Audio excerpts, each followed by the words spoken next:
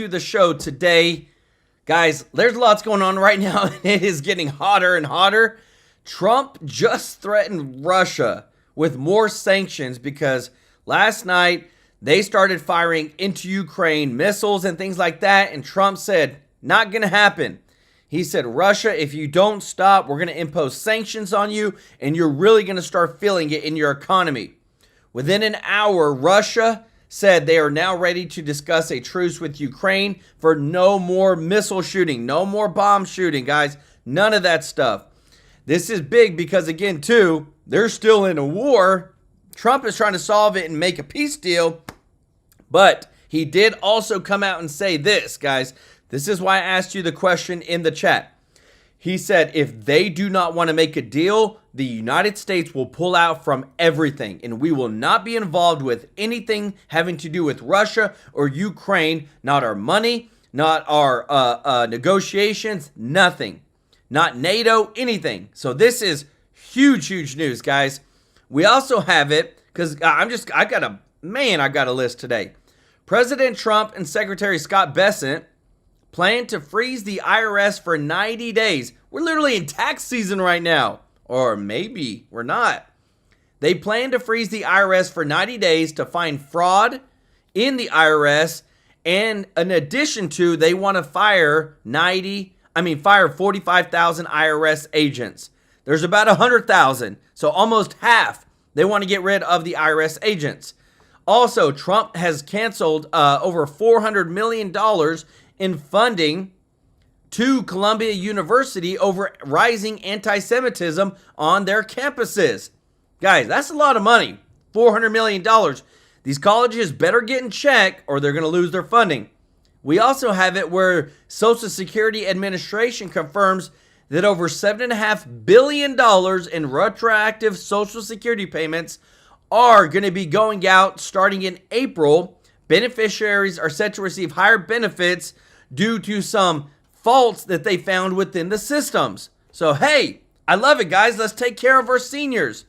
And we are very close to a government shutdown right now, and they are trying to pass another continuing resolution, as they say, CR. But remember, just like they did in December, people are getting leery of Mike Johnson as the speaker. He messed up in December. They said he better not mess up now or he's gone.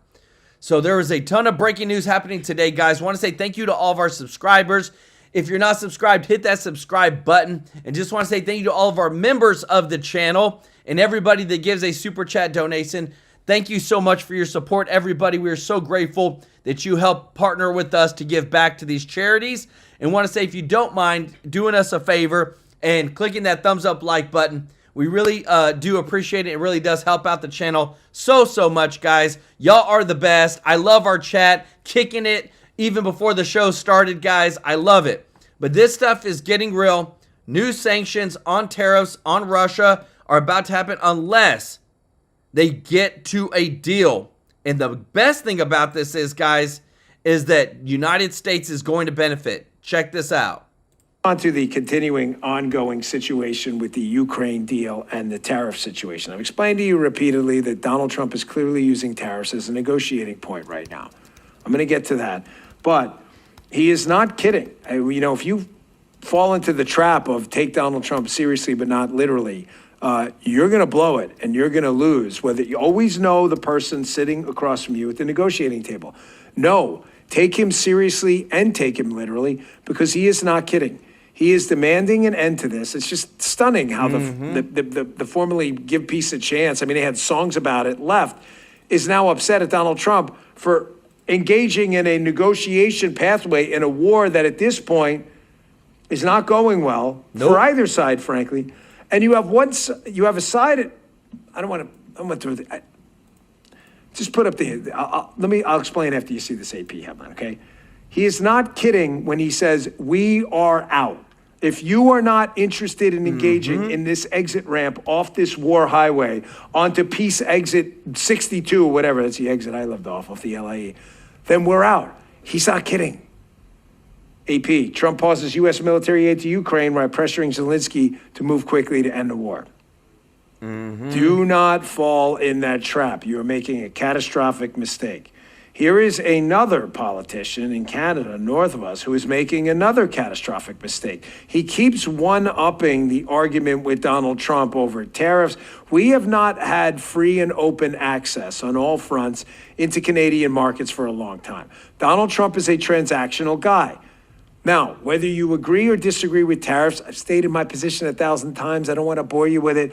There is simply no doubt that although we benefit from a friendly relationship with Canada, we certainly wouldn't want an enemy up north. There is no doubt that the inverse is true as well, that they benefit from us. Yes. No one's going to invade Canada. Why? Because the United States military is located just south and would never allow hemispheric dominance by some other world power like China or Russia. Not going to happen. There is a benefit there. It is a direct benefit of being regionally located just north of us. There's also a lot of trade that happens. It benefits both countries here, and these are not our enemies. But Donald Trump is saying, hey, we want access, we want dairy, everything. We want this Canadian market to be fully free and open. And if it's not, then we're gonna tariff your products coming in. And now you have, Doug Ford up there in Canada. We're gonna cancel contracts with Starlink. This is not helping. This is not helping. I understand the situation you're in, but it is not helping. Trying to one-up and engage in chest puffery with Donald Trump is a huge mistake. He feeds off this stuff.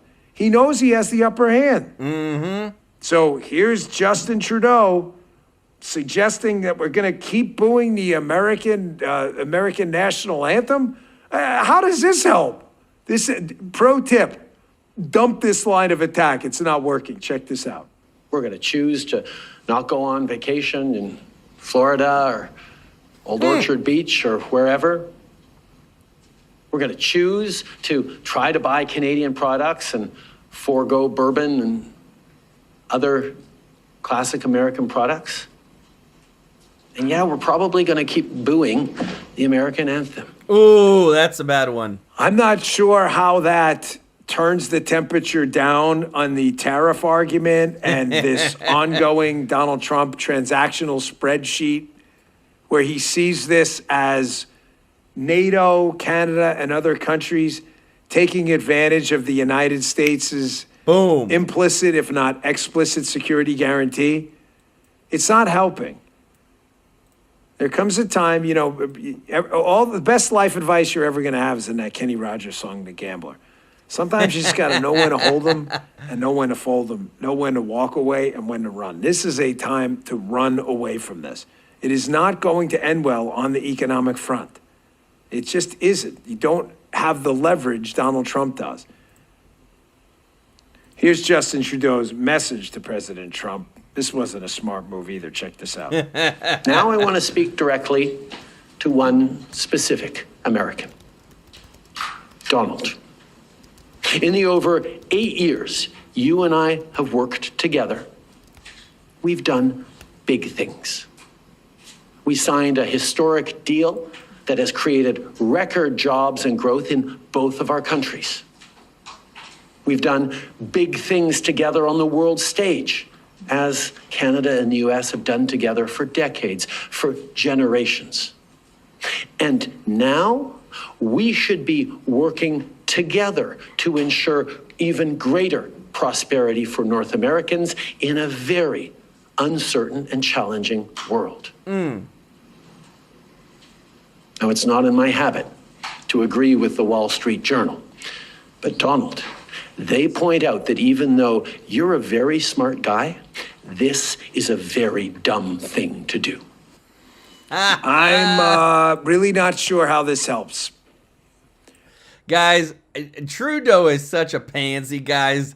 Like, watching him speak is like watching somebody who just graduated high school try to come out and tell everybody how things should be when they have no experience in actually doing something great.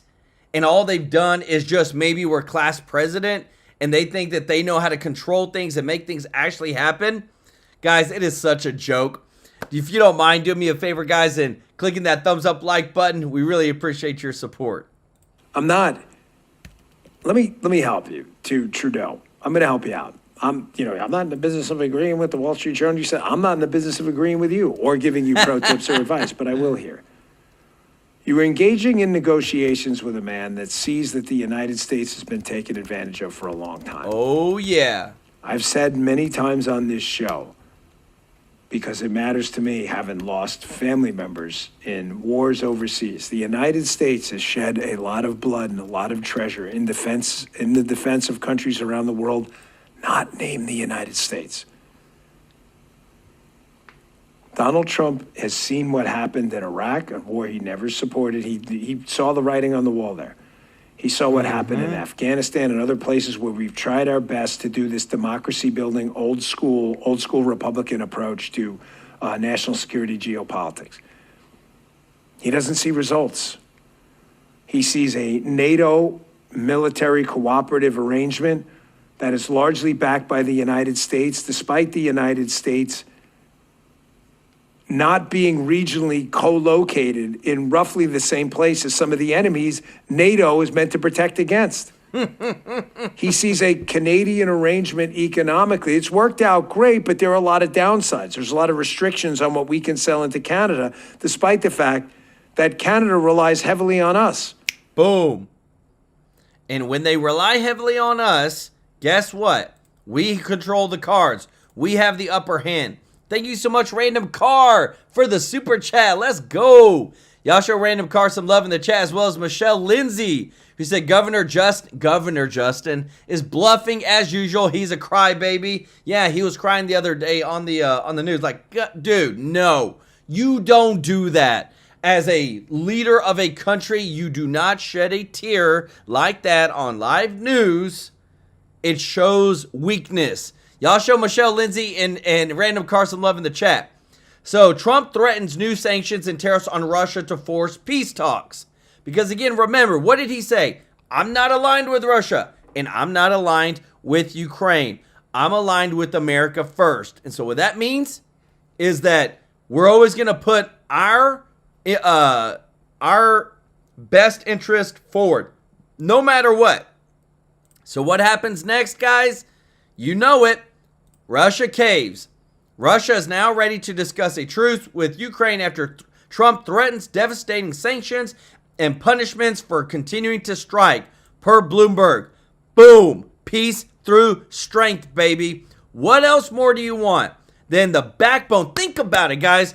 When Iran attacked and Hamas attacked Israel and all that stuff, what did Biden say? Don't. And what did they do? They did. And people are losing their lives. Trump, when he says something, people listen and they do it. Thank you so much, Andy, for the super chat. Let's go.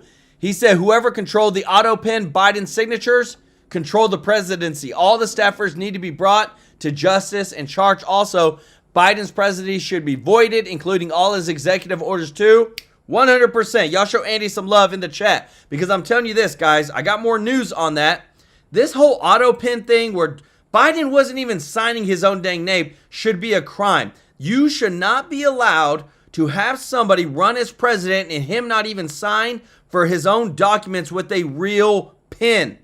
That's just having somebody else running it if it's all auto pen. And now we're in the whole mix of where we are with this huge budget bill, the continuing resolution, guys. And guess what? It's getting hairier again. Check this out. It would obviously help if we had our arms around where DOGE stands right now, where they really stand, on the numbers. And we have to get to that number. The sooner you get to the number, the better we're all going to be. And I think for this audience and for the president, I think before any deals agreed to on the clean CR, that there's going to have to be some indication. I'm just asking for a first cut. You know, not going to hold you to the number. Give it, is it 25 billion to 50 billion? Is it 100 billion? Is it 10 billion? I really don't care what the number is right now. What it is, the absolute number, just let's drive a stake in the ground. I've said before, and this is not a smear on DOGE, I love what DOGE is attempting to do. But the waste, fraud, and abuse is not going to be $1 trillion. It's just not going to be. Just not. And we have to, this is all important. We got to cut federal spending. Yes. It's driving inflation. It's driving everything. And I think the numbers are going to rapidly deteriorate. It's going to rapidly deteriorate. And the Democrats are going to use that against President Trump. What we have here are our people who are wanting to, clean out all the mess, cut all the waste, fraud, and abuse, and end what has been happening to the American people's, money through waste here in Washington. And so you've got Elon shining the light on it with DOGE. You've got great patriots like Russ Vought at the Office of Management and Budget prepared to use impoundment and all the tools of the president's authority to restrict spending and cut the spending. So what we need to do is keep the lights on. Like, look, I am no big proponent of a CR as a general rule. But when you've got this president, when you have these guys down here doing the hard work of cleaning out the clutter, I want to keep the lights on. I don't want Democrats to turn the power off and prevent them from being able to do the job the American people sent them here to do, and which, by the way, Congress has utterly failed to do in the past. And I've been fighting my colleagues in Congress to try to cut spending, and we've hit a wall. The president is breaking that wall down. So we don't want to prevent that from occurring. So the CR is critical. Look, I liken it to this, Steve. If you've got a bunch of crap in your house, it's all cluttering up your house, and the Democrats and the swamp Republicans want to keep adding crap to the house. Well, we're in there now. We got all these guys cleaning it out. They've backed up the moving truck. They're moving all the stuff out. And we just need to keep the power on long enough for them to finish the job. Mm-hmm. And if they don't, or if they hit a wall, or if the courts try to stop them, I think the president ought to, of course, be very strong against whatever the courts do to try to stop his constitutional prerogatives. But then we need to have the power in the FY26 appropriations process, which, by the way, is already underway, because we've got to get that done by September. We need to step in as Congress and back up the president and put cuts into those bills in the House and send those over to the Senate. So I think we've got a week to go. A CR freezes spending at current levels. And by the way, I'm going to police that. I don't want the speaker to send me a dirty CR. Send me a clean CR that freezes spending, empower the president. I think that's something that we conservatives can support to give him the latitude he needs to do the job. Hang on. Hang on. I see your logic. You're saying you don't need to attach to the CR. Yep. Pass a clean CR. The president has the inherent power in the unified executive theory that he's the chief executive of the U.S. government. When Elon gets more definitive about what it is, and if it's 50 billion or 100 billion, whatever the number is, that Russ can go to the president and say, this is waste, fraud, and abuse that we found, right? And the president then can make a decision to impound that money immediately. And then, of course, they'll take you to court immediately, but you fight it out at that point. But you're saying you don't need that in a CR. The president has the inherent power, and that Russ Vought's going to be on point. Is that how that's how the concept that people ought to be thinking of? Yeah, I mean, I couldn't have said it any better. You just outlined it perfectly. In fact, I'm going to grab that clip and use it for my colleagues because that's exactly right. And let me give you the final backstop. If the courts try to get in the way of the president, I think it will empower us in Congress to do our part to go in and say, guys, stop funding this garbage. So, for example, why would we fund a $32,000 transgender comic book in Peru, right? Let's go cut that. Like, why would we do any of that? And importantly, we can then send a loud message. Like, remember this, Eli Crane, our good conservative friend, he offered an amendment in the fall of 23 to cut USAID in half. 102 Republicans voted for it. 114 voted against it. We need to back the president. One last thing before you go. It got brought up in the Senate yesterday, rescissions. Mm-hmm. Rescissions kind of counters. The impoundment is the executive acting. Rescissions is going back up to Capitol Hill. We want to avoid rescissions, correct? We want to give Russ full backing, the president full backing, that they come back and say, hey, look, we've gone through Elon's numbers. It's $50 billion. We want to impound that. We're going to impound that immediately, correct? That is roughly correct. There are a few things in there that I'll tell you privately that I'm going to hold on to a little bit later in the year about what the president's power is. I'm going to let them do that. But I'll say this with rescissions. There is another rescissions play that when the president decides and moves it to the Hill, we can get it through the Senate with 51 votes. If Congress jumps the gun, then it's 60 votes in the Senate. We need to work directly with the White House to do this the right way, and then we can use rescissions, I think, to better effect. So, yes, you basically summarized it right, but there's a little more to it. Guys, so you see, 100%, there's a lot of stuff happening right now, guys, and it's making a huge, huge difference. And what you're seeing right here, guys, is insane. Thank you so much, Michelle Lindsay, for the super chats. Let's go. It's a FAFO. And thank you so much, Mr. Norby, for the super chat. He said, hey, TrueLife, my brother, I don't have the gift membership option here, so please make this all the memberships. Adds gifts to all who accept this offer. Smash the like button, y'all. Give if you can afford it. Let's go, baby. Let's go. If you don't mind doing us a favor and smashing that thumbs up like button. Guys, y'all show Mr. Norby and Michelle some love in the chat. This right here is makes Biden's presidency illegitimate.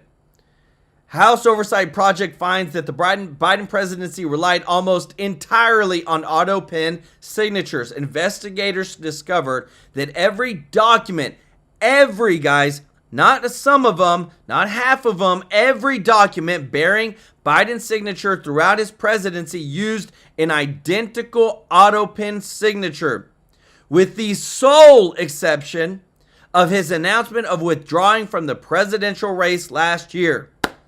How in the world did all the executive orders, did all the money that was spent, did all the actions that were taken by the Biden administration happen if Biden wasn't actually the one signing the bill? It was his staffers. We did not have a president.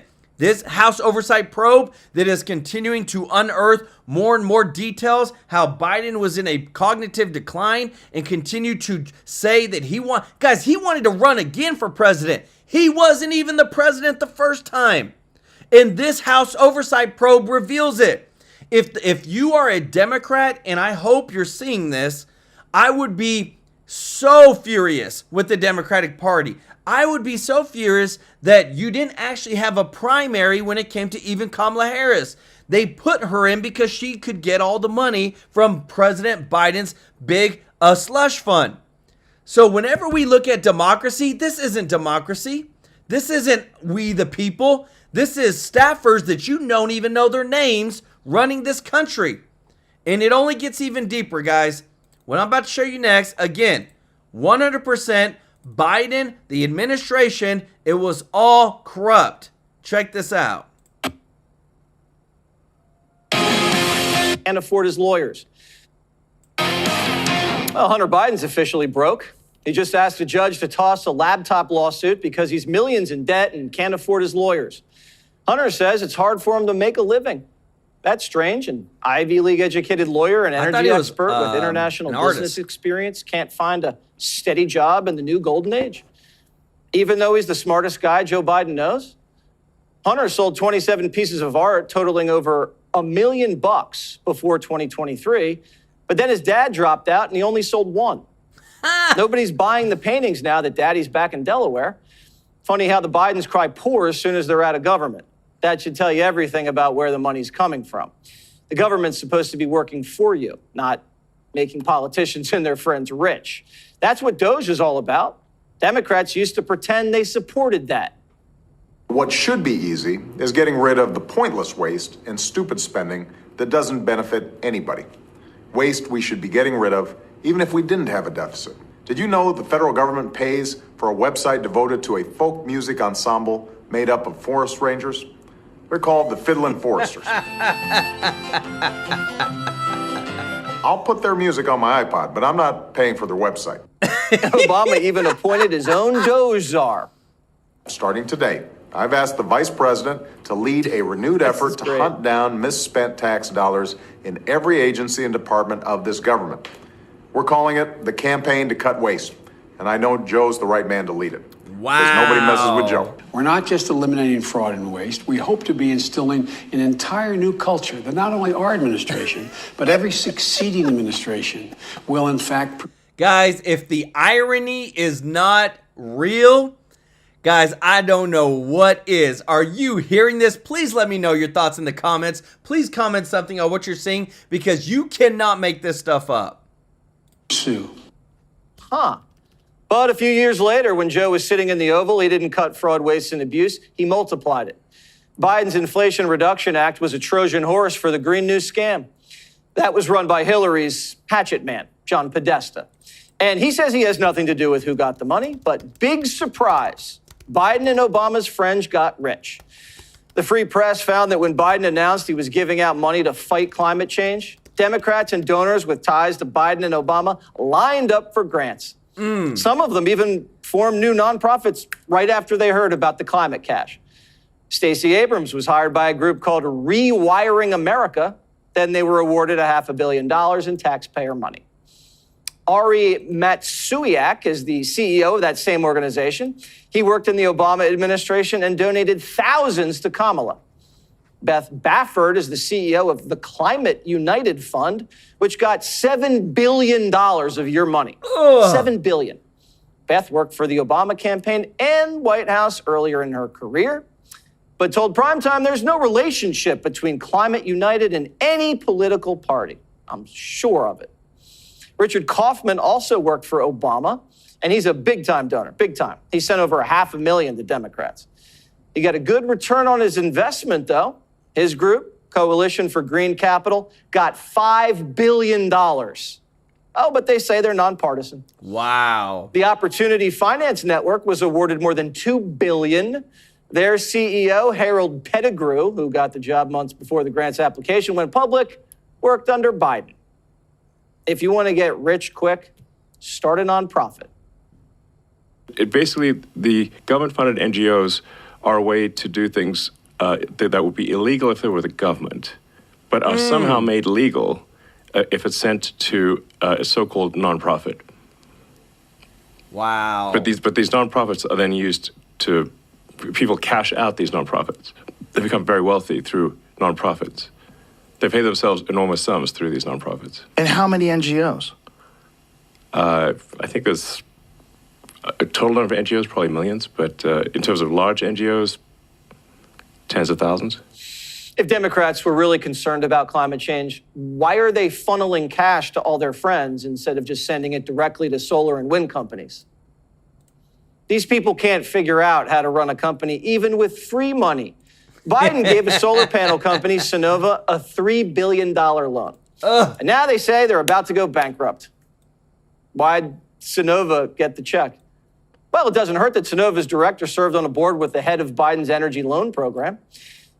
Joe basically made a big mess giving our money to his friends and didn't lower the Earth's temperature a smidge. Wow. Now it's time for the Trump team to prosecute graft and get us a refund. Lee Zeldin, Trump's EPA administrator.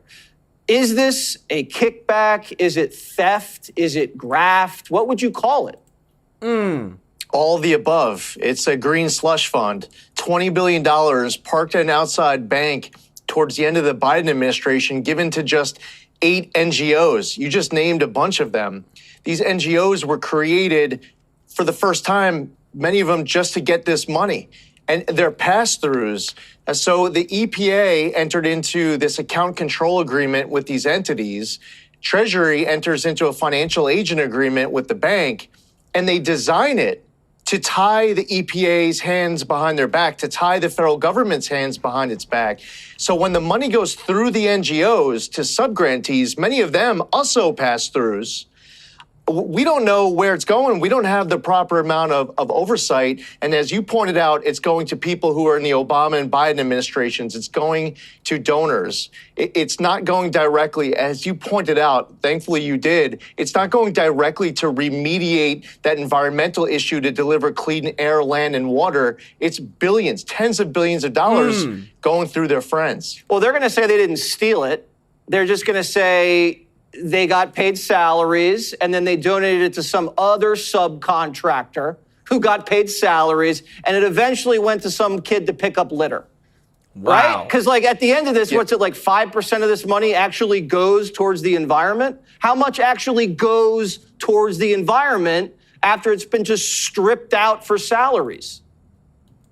Right, and stripped out for salaries of middleman after middleman going through these multiple added layers. I'll give you an example. On the other end of this, there was one CEO who was serving on the White House Environmental Justice Council for the Biden administration. While she was serving on this council, she was CEO of an organization that applied for and received $20 million. So some people were able to, with the right connections, be on the receiving end of billions of dollars, others on the other end of this getting tens of millions of dollars, and the federal government not having oversight. And I just mentioned the account control agreements that were entered into at EPA and these prime recipients. they were amending the account control agreements right up to the inauguration. There were amended account control agreements we found January 13th. So they were scrambling before you guys got in there and kicked some tires. They amended it.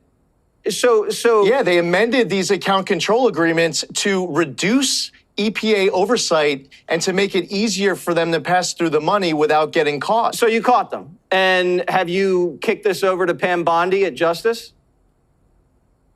Yeah, the Justice Department and FBI have been working very closely with us. They've been working hard on this. My conversations with the Attorney General, she seems very focused and motivated. Same thing when I had an opportunity to speak to our great new FBI director. We have to ensure that there's accountability here, and we have to make sure that the federal government reestablishes oversight. We can't afford as a country to have this kind of money wasted. We should have zero tolerance for even a penny of waste and abuse. Yep. Wow. I mean, but there should be no like way that tens of billions are going up. A lot of scandals in the Biden administration, but this seems like a whopper. Glad you found it out. Lee Zeldin, we really appreciate. Guys, let me tell you this. If it was their own money, they would be going nuts right now. But it's because it's the taxpayers' money, doesn't matter. Because there's so much of it. There's trillions of dollars. We can hide a few million here and there and be living like kings. That's the worst part about this, guys, is that we all know it's there. It's just they do such a good job of hiding it or doing it in a way where it's technically not wrong. But we all know what they're doing, and it's corrupt, guys. I hate it. Guys, if you don't mind, do me a favor and hitting that thumbs up like button. Thank you so much for your support. This is big news right now. President Trump has just cut $400 million in federal funding to Columbia University for supporting anti-Semitic protest.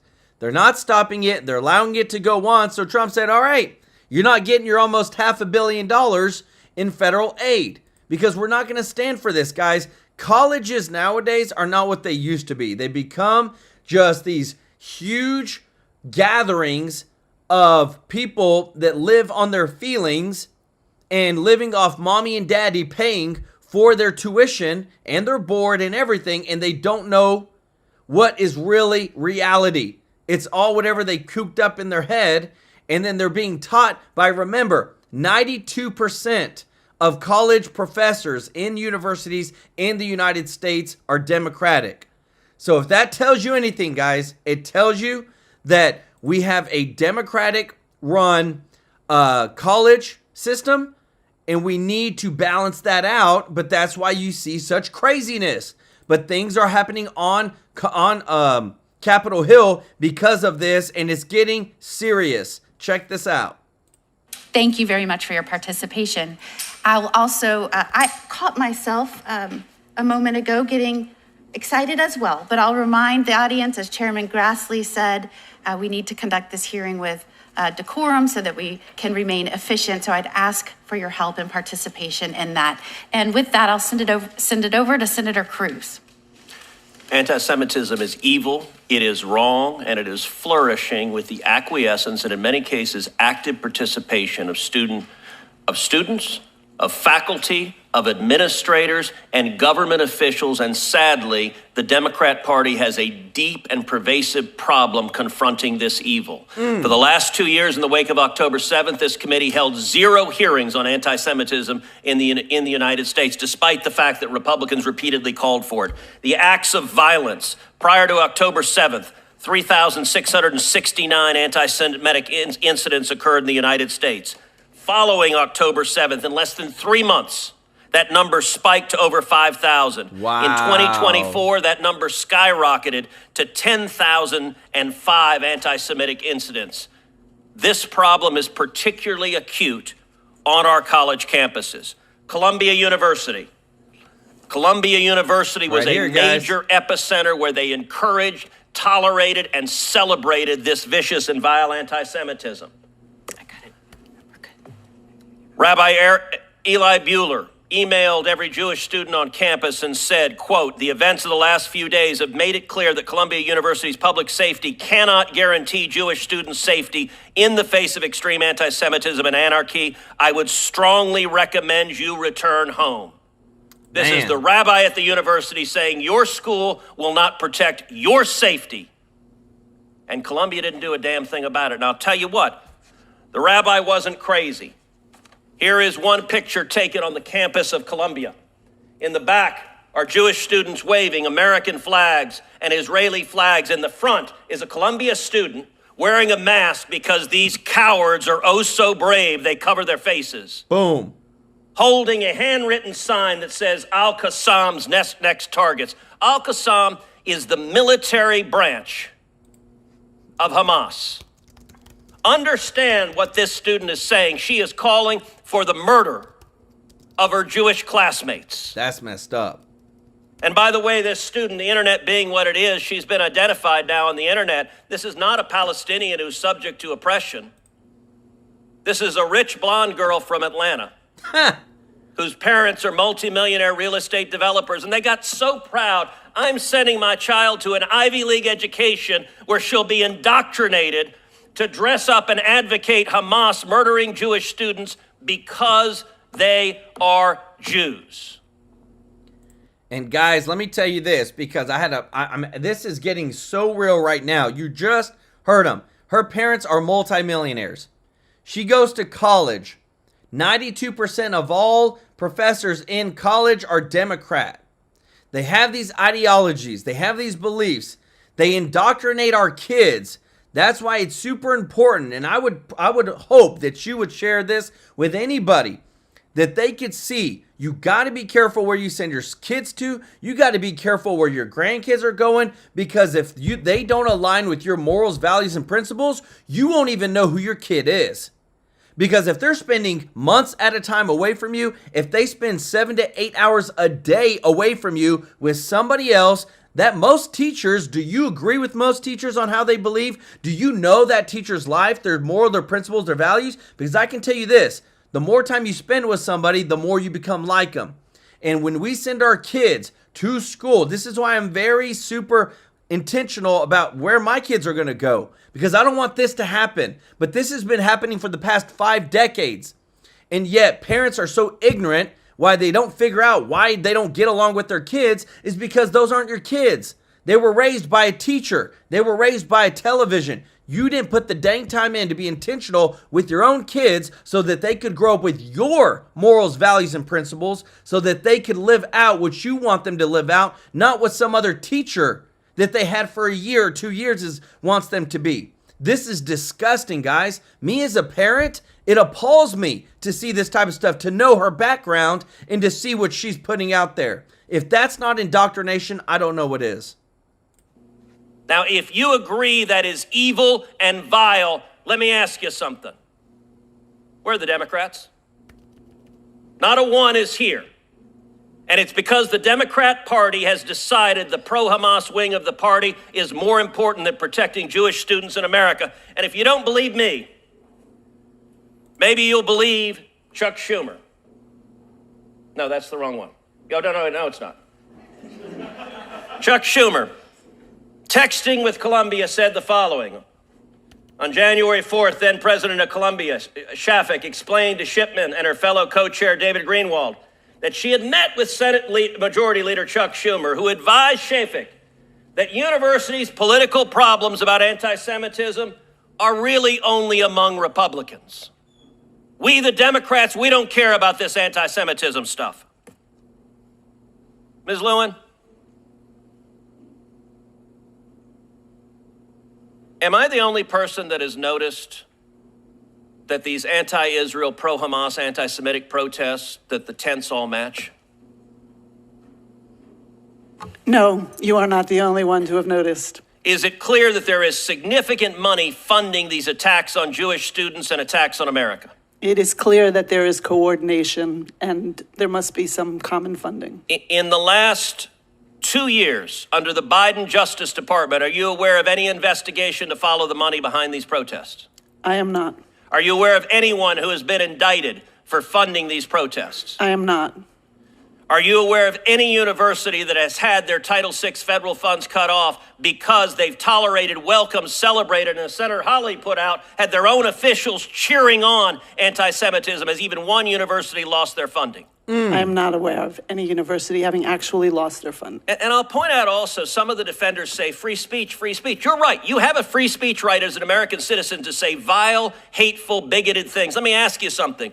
If a university student went into the public square, dressed up in a Klan outfit, burned a cross, and said we should murder African-American students, do you have any doubt the university would expel that student? I am fairly certain that the universities would take action and ensure that their policies They should were followed. expel them if they're foreign students. They should be deported. And mark my words, if you are horrified at the anti-Semitism, you will see the Trump Department of Justice follow the money, prosecute the people who are paying for this, prosecute those engaged in violence, and cut off the money from universities that are tolerating and celebrating this. That is the rule of law. And ask yourself, why did the Biden Justice Department do absolutely nothing about this horror that is unfolding? Thank you, Senator Cruz. Senator Whitehouse. Gosh, I love that, guys. That's what we need. And this is what's happened. Trump cuts more than $400 million in grants to Colombia over anti-Semitism concerns. Potentially more to come. Guys, the slashed funding comes amid a review of more than $5 billion in federal grant commitments going to Colombia. These Ivy League schools have endowments in the hundreds of billions of dollars together. You cannot make this up. Why are they still getting taxpayer dollars? Guys, if you're enjoying this, if you don't mind doing us a favor and clicking that thumbs up like button, hope you're enjoying the show. This is sick. It's downright evil. And what's so bad now, guys, think about this. The Democrats are now claiming many DOGE employees are being paid too much. Ironically, the federal government would work a lot better with 80% fewer employees making 80% more. Hiring the best would reduce over $209 billion in payroll to about $75 billion. Isn't it hilarious that the Democrats have literally nothing? They're trying to say now that we're paying the people that are saving us literally hundreds of billions of dollars in fraud, waste, and abuse, that we're now paying those people too much. You cannot make this stuff up. It is so bad for the Democrats at this point in time, everybody, that even Stephen A. Smith, a sports commentator, is literally in the running for 2028 president of the United States for the Democratic Party. That's how bad it is. And you know what? What I love? He went on The View and he laid a smackdown to those ladies, telling them the truth, and they couldn't handle it. And now I'm telling you guys, I would not be surprised if he's not on the ticket in 2028, only because he is one of the most common sense people on the Democratic side right now. Listen to this. Did you see me on The View Tuesday afternoon? Did you see when they said, we don't believe there's a Trump mandate? I said, oh, really? Did you see the former press secretary for the White House come on? I think Stephen A. is wrong. I don't believe what he said is correct. Donald Trump has the lowest approval ratings in the first month or so, or 2 months of a presidency in American history. Oh, really? But didn't he win all the swing states? Didn't his popularity elevate within 89% of the counties in the United States of America? Didn't his popularity elevate within the black community, the Hispanic community, and the young voters? Didn't he win the popular vote for the first time in 20 years as a Republican nominee? Didn't he also win the Electoral College vote? Isn't he in control of the White House? Don't the Republicans have the House and the Senate? All of that happened, but there's no Trump mandate. You see, is it, or is it just that the Democrats are so damn lost? They are. That they're actually going to convince themselves they can do the same old, and still regain power. Boom. Both in the midterms and in the 2028 election. I'm here to tell you That's not going to happen. Because Trump has the power now. And he's manipulating the proceedings. And in case you didn't notice, one of his top boys, Elon Musk, DOGE, owns X. Who else was at the inauguration? Jeff Bezos. The man running TikTok. And Lord knows who else. And then you got folks like Candace Owens, who's a Trump supporter, along with various others with their microphones, their cameras, and their audience. If you think the liberals are overcoming that, you go ahead and watch Schumer and those 21 other senators talk their drivel. J.D. Vance or Marco Rubio or somebody will be the next president in 2028. Yep. You'll have nobody but yourselves to blame. Guys, common sense. How crazy is that? He's a sports commentator, and he is literally in the front running to be the Democratic nominee because of stuff like this. People are so tired of the old Democratic Party, just like they became tired of the old Republican Party whenever Donald Trump came in. Because remember, they wanted Jeb Bush to be the next Republican president. But Trump came in and squashed that. Why? Because people want the truth. People want real people. They don't want career politicians. They're tired of all the fraud, waste, and abuse. They're tired of all the endless spending. They're tired of the non-transparency that we get with government and politicians. And now we're about to see a CR, a continuing resolution, from the Republican Party again, just like we saw in December. Remember, last time, Mike Johnson screwed himself over because he made deals with the Democrats, came in and had so much fat and abuse that now we're going to see if he does it again. We will see how far Mike Johnson has come, because I don't think he has many more chances left. Check this out. Coming back. Quick comment on, you know Scott Besson. He's probably come by. You've interviewed him. This guy's an old school, elegant Southerner, sharp as a tack, pro-growth. I think he's a mainstay of the Trump cabinet. What do you think, Senator Kennedy? What's your view of him? Here's what I think the Treasury Secretary understands well. When moms and dads lie down to sleep at night and can't, the thing that they're most worried about is high prices. That's not to say they're not worried about other things, but it's high prices, and we can't lose sight of that. We can get these high prices down, but we're going to have to do three things, and I think Scott understands it. Number one, we've got to reduce spending. Number two, we've got to deregulate the economy so goods and services cost less. And number three, we've got to redesign the tax code so it looks like somebody designed it on purpose. As you pointed out, since 2010, GDP growth has averaged a little over 2%. That's not enough. It's got to be 3% or better. That will stimulate the economy and grow wages. If we do those three things, as I think the Treasury Secretary understands, people will be able to deal with these high prices, and products and services will go down. But we're not talking enough. We're talking about the things we need to do, Larry, to get high prices down, but we're not tying them together for the American people. And the Treasury Secretary is very good at that. Yes. Most of the publicity has been on the spending cuts. And look, I'm all for them. I think Elon Musk is a rock star. The tofu crowd is mad, but you know, when you trim fat, pigs squeal. That's just the way the world works. That's the law of nature. Well, so just on the inflation front, getting costs down, and you're 100% right.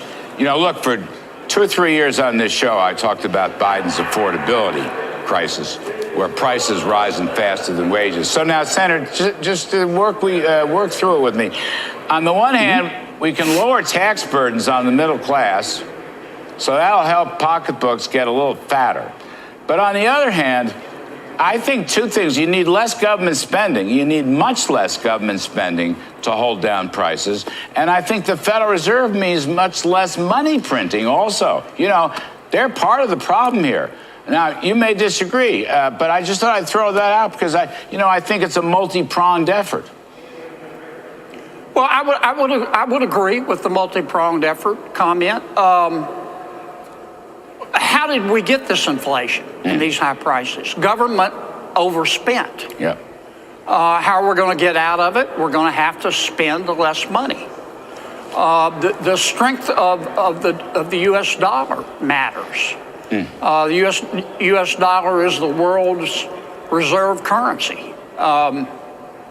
Actually, that's probably not true. I think the real reserve currency in the world is a Taylor Swift concert ticket. But the U.S. dollar is number two. Okay. If we reduce spending, interest rates will fall. We also got to deregulate the economy, and we've got to increase wages. And the only way you can do that is to stimulate the economy, which we're going to do through our reconciliation package. No, I love that. I love all that. Absolutely right. Taylor Swift notwithstanding. So, Senator Kennedy, our friend Rand Paul, Senator Rand Paul, another very smart chap, he's talking about using the DOGE, turning the DOGE savings, and for that matter, any savings, into permanent cuts to the baseline through rescission authority, which, as you know, is really only 51 votes. And hasn't been used in many, many years. By the way, can I just say, sir, way back when I was a young man working for Ronald Reagan in his budget office, I was assistant budget director then, I was 12 years old, but we used rescission authority a lot. But it hasn't been used, it's seldom used. Now, I'm hoping that the administration, Russ Vought and Scott Bessent and so forth, and works with you all in the Senate and the House and goes for these rescissions. Take the money out. It's a no-brainer. We talked about it with Elon Musk yesterday at lunch. We need to pounce on this concept of rescission like a ninja. And what does that mean? That just means you introduce a bill to take the spending cuts found by Mr. Musk and to have Congress take the money back. Yes. It just takes a majority vote. We don't have to wait till Mr. Musk is through with his work. We can do it piecemeal. We need to start on it immediately. That's what we talked about at lunch yesterday, and I think you're going to see the first rescission package come to the floor within the next 3 weeks. It makes perfect sense, and I understand.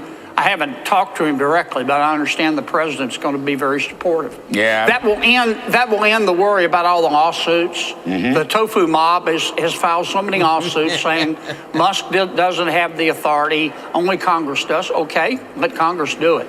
Yeah, good for you. And the other part I've been reading about, you're railing on correctly all this fraud around Social Security, all the fraud about Social Security. And the president mentioned it in his speech to the Congress. He was kidding. He said to Bobby Kennedy, okay, Bobby, maybe people are healthier. They live to be 150. But you and I know they don't live to be 150, even though you and I might want them to live to be 150. The fact is they don't. And that kind of money should be pulled out. It's not ending Social Security. It's ending the fraud in Social Security. Yes. Yeah. We can fix it very easily. I've been working on it, though, since 2018. But I think we're going to move the bill here in the next few weeks. In a nutshell, when you die, your name is sent to the Social Security Administration. They compile what's called a death master file. But Social Security, for years, refused to share the list of dead people with anybody else in government, including the Department of Treasury. So I've got a bill to require them to do that, and to share that list permanently with the Treasury Department and everybody else in the federal government who sends out checks, so we can stop sending checks to dead people. It's not complicated. It triggers my gag reflex to think that it's taken me 7 years to get this done, but I've had a lot of opposition. Senator, last one. I got a minute left. You're a very smart chap. You and I have worked together. We mostly agree. Let me ask you, how do you, step back for a second, are you happy, satisfied, might be the better word, with the Trumpian economic policy, because it's different than it was in his first term, particularly with respect to bringing down spending and bringing down federal workforce and things of that nature. How do you read it, Senator Kennedy? You happy with it? Does it need improvement, and where? I think President Trump, on economics and otherwise, is doing very well. But you remember the old saying, the danger of rising high is that the air gets thin. I'm worried about the tariffs. Yep. I'm not saying that tariffs are going to cause inflation. President Trump did them in his first term, and they didn't. I'm saying that we just don't know. We're in very obscure territory. Yeah. We're in uncharted waters. I think if the tariffs do start to cause inflation, I think the president will back away from them. And I'm not saying that I don't trust President Trump, but you know, there's another saying, you know, trust in God, but tie up your camel. You know, I mean, if this starts causing inflation, we're going to have to recalibrate. Because I'm telling you, I'm not saying the border isn't important, and Ukraine and the Middle East and culture wars and the Academy Awards and the Super Bowl, all those things are important. But the single most important thing, the things that moms and dads worry about when they lie down to sleep at night and can't, and the thing they expect the president to fix is high prices. And we can do it, but we've got to start. We have started, but we've got to go full speed ahead beginning now. Yes, sir. Guys, let me tell you this. I love getting to see the truth in what's coming out. And I love when breaking news comes out and I just go ahead and share it with you all. Because again, too, that's the best part about this show, guys. I'm never going to just not show you something. Thank you so much, Mr. Norby, for the super chat. Let's go. He said, here's for the charity, which is coming soon. Please, if y'all can afford to do that, have a blessed day. My brother, True Life News. Hey, Mr. Norby, you have a great day, brother. Appreciate you, man. Y'all show Mr. Norby some love in the chat. Guys, this is amazing because Mediate claims that Donald Trump Jr. is considering a 2028 presidential run. Vance or Donald Trump Jr.? Let me know in the chat, in the comments, who you would pick, because this is pretty big, guys. Like, whoa. There's a lot of, and what I love, guys, is our depth chart is so deep. It's so good right now of who could be the next president of the United States on the Republican side. You got Vance, DeSantis, Donald Trump Jr., he's done great. We've really got a good coalition for the next, I would say, at least 8 years, or at least next 12 years. But this is just amazing because, again, too, I want to show you everything, guys. There's stuff that's happening. Trump has delayed the Mexico tariffs again, but I want you to hear from his own mouth why, so that way you hear the truth. Listen to this. To the president of Mexico today, I want to talk about tariffs because even as you're seeing this optimism and excitement, there's some nervousness over your tariffs. Markets have been selling off. People are not sure how to view it. Why did you roll back or put a pause into some of the tariffs until April 2nd? Because I wanted to help Mexico and Canada to a certain extent. We're a big country, and they do a lot of their business with us, whereas in our case, it's much less significant. We do very little with Canada by comparison. And I wanted to help the American car makers until April 2nd. April 2nd, it becomes all reciprocal. What they charge us, we charge them. It's a big deal, but what they charge us, we charge them. But this is short term, and I felt that for the good of the American car makers and the MCA, you know, the USMCA, that's Mexico, Canada, I thought it would be a fair thing to do. And so I gave them a little bit of a break for this short period of time. But I asked you about this before, and I know you told me when I asked you, I said, you did use MCA, you put this together. Yeah. And yet then you come back and you change it up with these tariffs, and you said to me at that time, I did it because I can. I put an amendment in there, and I said in 6 years I can change it. But I think CEOs want to see predictability. They say, look, I have to speak with shareholders. I've got to make plans for CapEx spending. I can't if it's 20% one day and then it's off for a month and it's 25%. Yeah. So can you give us a sense of whether or not we are going to get clarity for the business community? Well, I think so. But, the tariffs could go up as time goes by, and they may go up. And, I don't know if it's predictability. I think so that's not clarity. No, I think that they say that. It sounds good to say. But for years, the globalists, the big globalists, have been ripping off the United States. They've been taking money away from the United States. And all we're doing is getting some of it back. And we're going to treat our country fairly. This country has been ripped off from every nation in the world, every company outside in the world. We've been ripped off at levels never seen before. And all we're going to do is get it back. We're going to get a lot of it back. We're not going to let people take advantage of us anymore. All right, let's talk about it. John Lonsky, markets have been uneasy about these tariffs, but I think once we understand where things are going, companies will adjust. Yeah. You're already seeing an increasing number of companies say we are going to produce in America. It takes time, a couple of years to fire up a manufacturing plant, but at the end of the day, that's what President Trump is trying to do. You're exactly right, Maria. And it's going to take time. It's going to be costly to go ahead and try to establish a level playing field in international trade, as well as using tariffs so that we can be assured of having adequate production capacity in the event of a national emergency. There's also that national security aspect of what Trump is doing. I do like the fact that Trump is showing flexibility as far as the timing of the imposition of tariffs is concerned. My sense is that Donald Trump is a champion of common sense. And as a result, Trump views tariffs more as a negotiating tool. Guys, is that not beautiful? Nobody's going to take advantage of us. We are the #1 superpower in the world, and we should act like it. No more of us getting screwed over by all these other countries. Want to say thank you to everybody who's watching, guys. If you're not subscribed, hit that subscribe button.